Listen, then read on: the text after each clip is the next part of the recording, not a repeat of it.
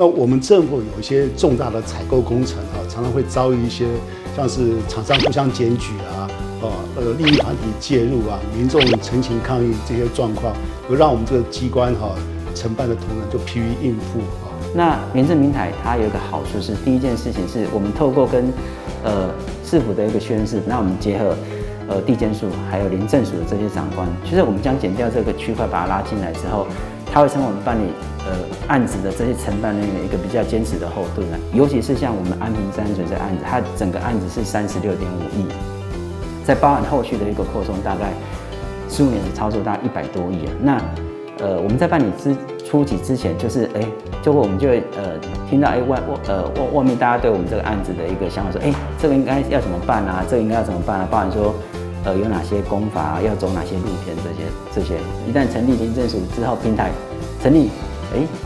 好像都没有这些声音的。那采购廉政平台有4项重点一个是跨域合作第2个是公私协力，第3个是行政透明，第4个是全民监督那我们透过这个采购廉政平台来做沟通协调透过这个资讯透明让提升公民这个信赖以及公民的参与。那我们廉政平台它会定期的召开一些联席会议另外我们也会设置这个平台这个公开的专区在网站上面它会将相关的会议的资料、会议的过程、结论，还有工程的进度，以及民众就这个工程相关的一些反映的事项再做一些公开让民众可以共同来检视。台南市政府从109年就引进了这个机关采购廉政平台陆陆续续我们成立了7个平台，那目前已经有3个已经完成了阶段性的任务。那未来我们就其他的廉政平台，我们会朝着这个深入优化的方式来精进，来继续运作，协助我们的工程能够如期如实无垢的顺利完工。掌握市政3分钟，台南进步向前冲。其实廉政平台是一个廉政的开始，不是一个廉政的结束。也就是说，我们当有重大工程要开始启动的时候，我们都要用一定的这个态度来跟各位宣誓，说我们一定要遵守公共工程的设计以及执行，能够在一个公开透明、没有受外力干扰的这个前提下来做。安平再生水厂，这个当初在建设的时候也有廉政平台启动，那现在顺利完成。因此呢，我们就是要确保这样子的一个情形被复制，而且能够完成，才能够求得市民的最大利益，也才能够求得公共工程品质的最大优化，也才能够让公务人员执法的时候推动公务的时候能够无后顾之忧。所以我想说，让执法人员来帮忙维护公共工程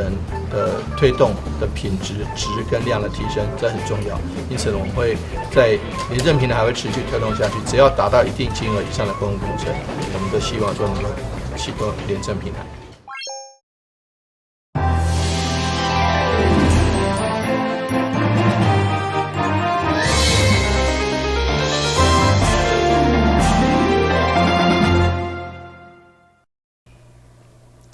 你好，是观众，欢迎收看中嘉台南电新闻。下边有一连串的新闻报道，带大家做回来关心。第40届全国地政杯活动比赛，伫也被正式比赛进行，透过威尼斯嘉年华的热情表演，已经英雄系列精彩华丽的舞蹈带动之下，伊甲在场所有选手互动。祝福选手勇气表现。这届由台南所举办的全国地政杯，总共来自全国64个单位、232支队伍，将近2500位地政人员，被做伙用体育竞赛甲趣味活动来互相交流。13号伫昆山科技大学体育馆盛大开幕。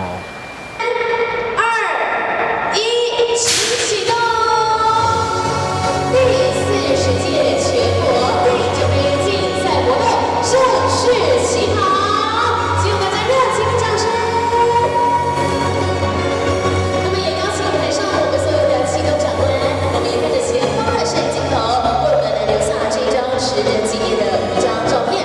四步，大家一起来走，上上上，走，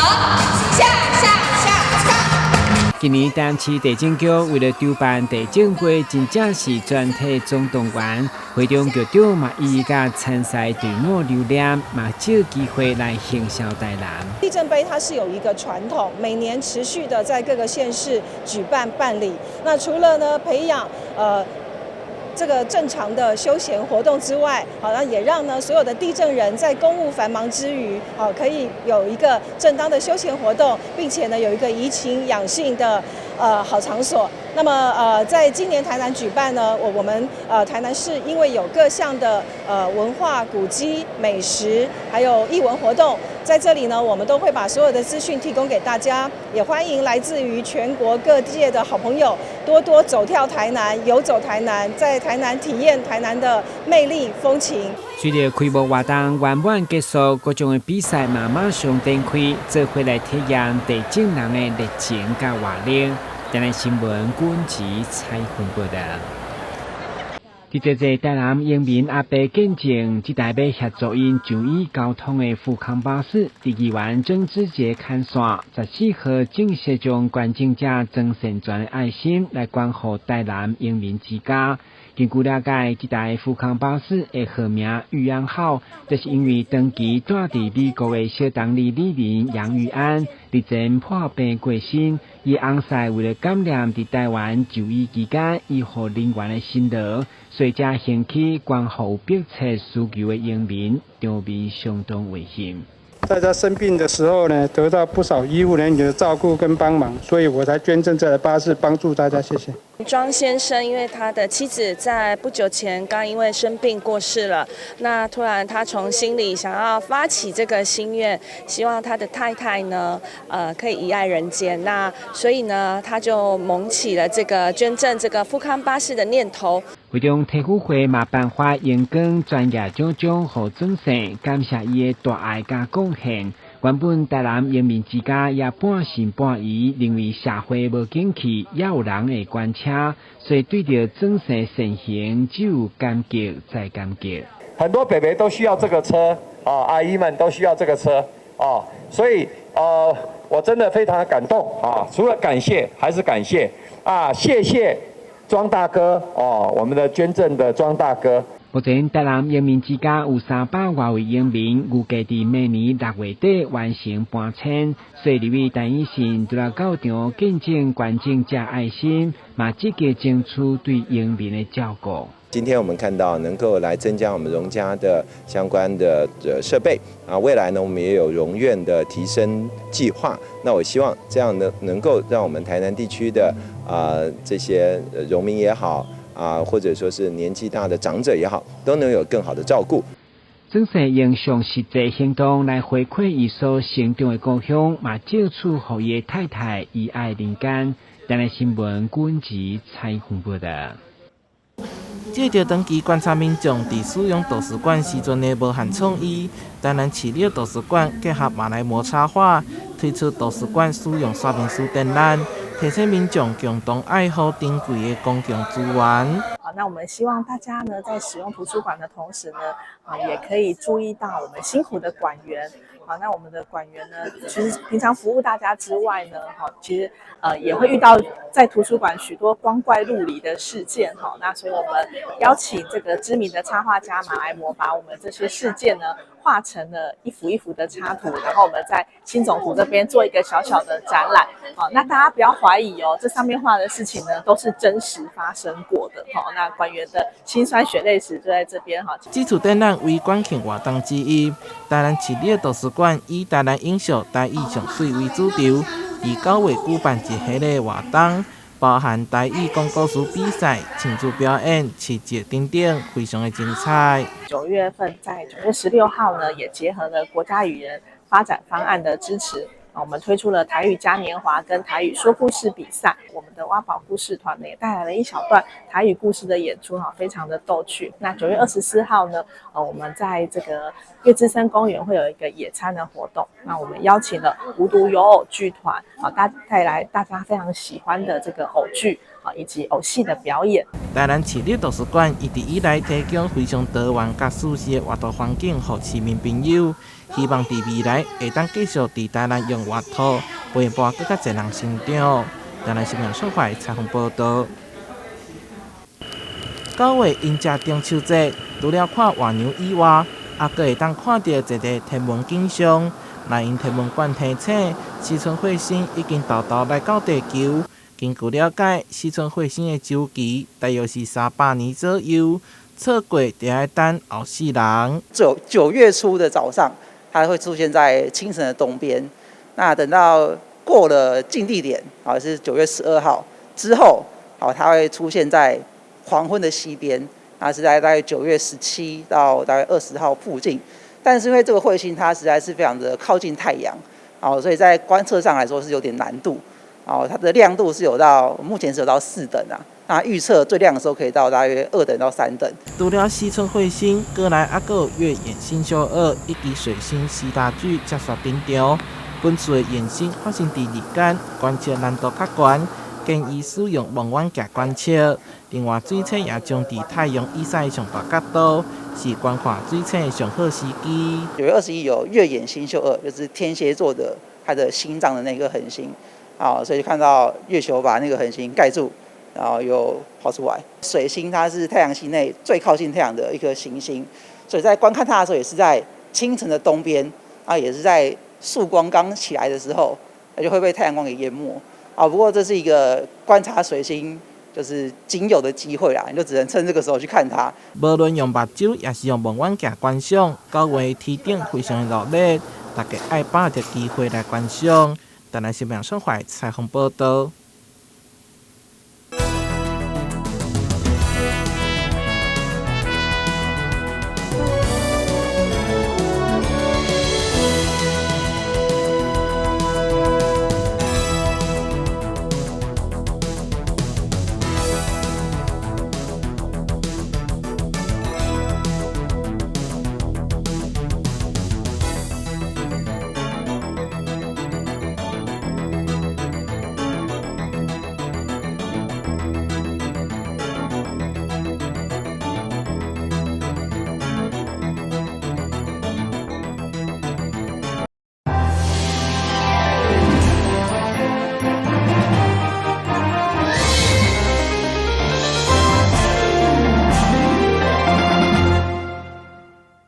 您曾经想过将可爱的狐獴抱在怀里吗？在高雄梓官区的这间宠物互动园区，老板和老板娘本身就非常热爱动物，饲养了羊驼、狐獴、鹦鹉、鸭子等各种萌宠。后来决定替家中的宠物打造一座自由快乐的乐园，并将场域打开，希望成为更多人认识生命的地方。因为我跟我老公本身我们就都很喜欢宠物，那这些宠物也原本就有饲养，不是因为要打算打造农场才去买的，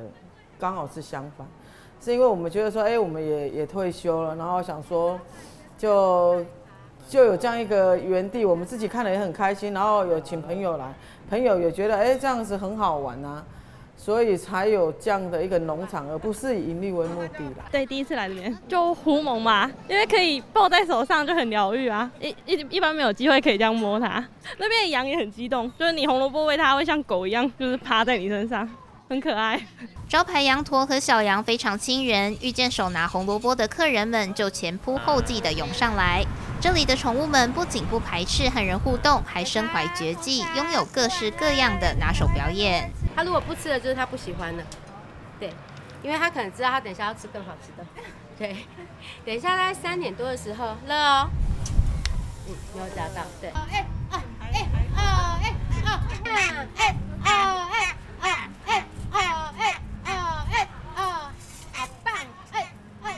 喜欢动物就是来看看动物这样，羊驼，对啊，可以就是近距离这样子去感受它们这样。快乐奔跑在草地上的狗狗和自由穿梭在园区内的鹅和兔子，显示出园区非常用心的照料，也会特别照顾待产及刚生产完的妈妈，全方位顾及身心灵健康，并在适合的时机再开放互动，以动物的舒适为第一原则，辅以导览解说，让民众能更认识自然生机，打造出人与动物都能享受互动的小小动物乐园。记者吴家伟、李凡飞高雄报道。脱下鞋子，在教练的帮助下，高雄市议会议长康裕成戴上拳击手套，接着跟着指令持续挥拳。身体的协调性跟律动能更自为提升。看看议长的气势，可以说是非常的足够，挥拳的动作也是快很准。不过这样似乎还不够，在综合格斗主委的引导下，议长直接给他来个过肩摔。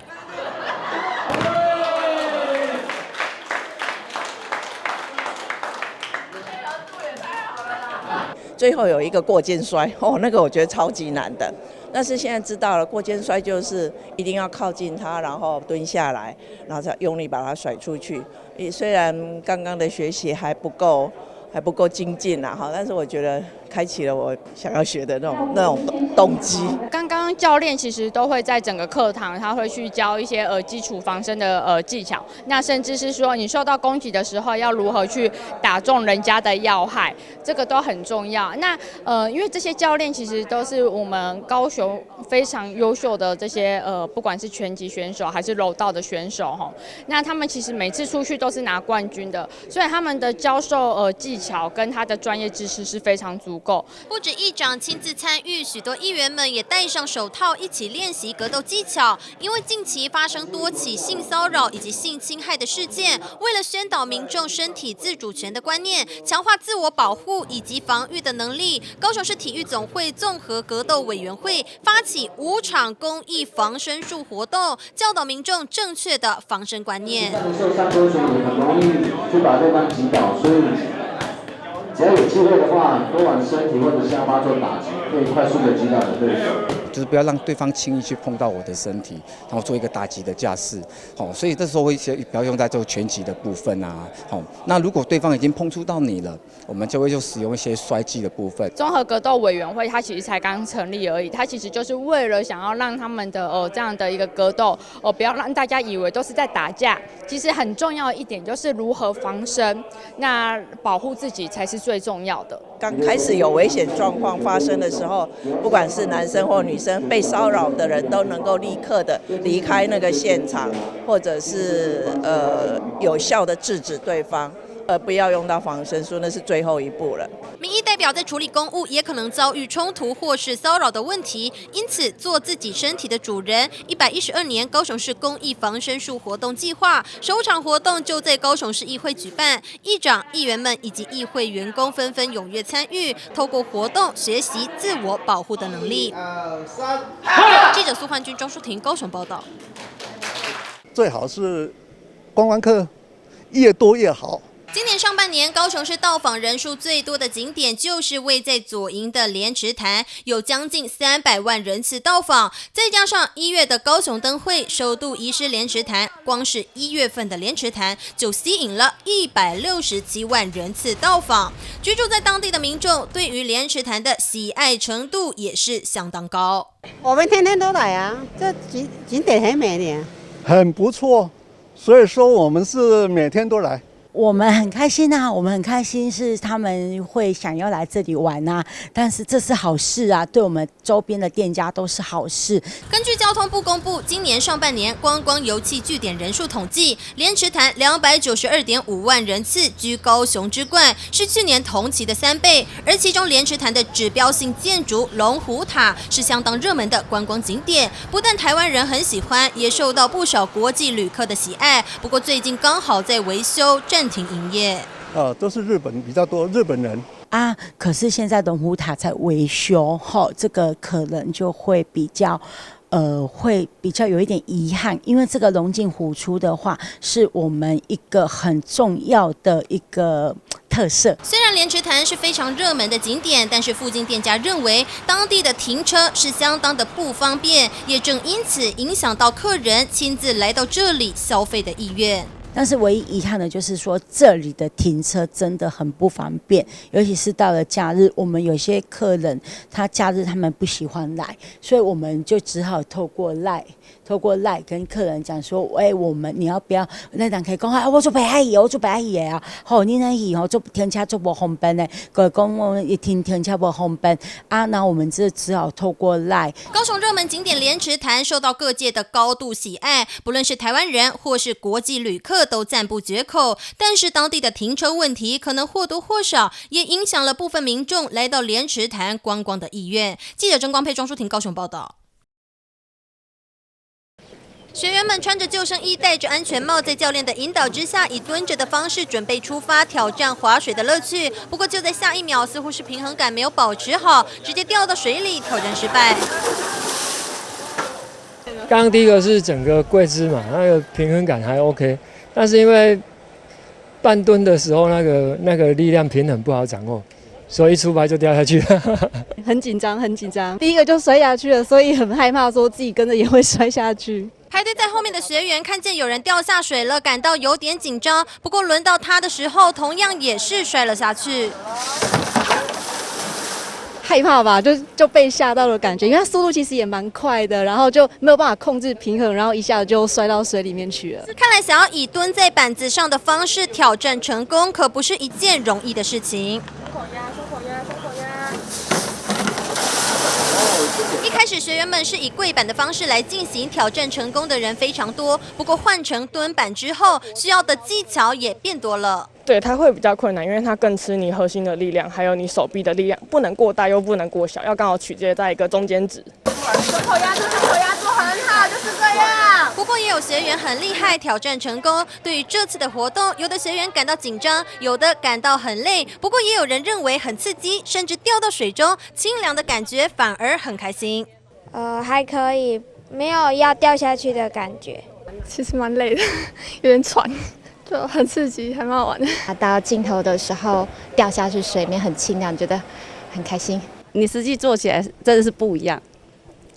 是有难度的。就一开始好像有点担心会被落水，不过滑下去以后，因为就是有 hold 住那个核心，所以还算上手。缆绳滑水运动是目前国内新兴的体能极限运动，左营高中将这个运动融入高中多元选修，这次更特别开放高雄市国高中的学生以及教师一起参加挑战自己，而校长本人为了能够树立典范，不想在大家面前丢脸，更是提前1天就来小试身手。对，其实我前1天已经有先来这边，实际操作过，也知道说整个动作啊什么的哈，因为我很在乎说整个活动的流畅性还有安全性，所以我借由实际的这个参与，也知道我们的学生学员在实际做这个活动的时候会遇到什么样的困难。与众不同的连潭乐水、缆绳滑水运动，让参与的学员们来到莲池潭，挑战一下其中的乐趣。对于这次的活动，学员们纷纷感到相当有趣。在炎热的天气里，不论是能够泡在水中，或是感受乘风破浪的刺激快感，都让大家玩得好开心。记者曾光佩、庄淑婷高雄报道。非常感谢收看中嘉台南电新闻，我是顾文杰，咱再会。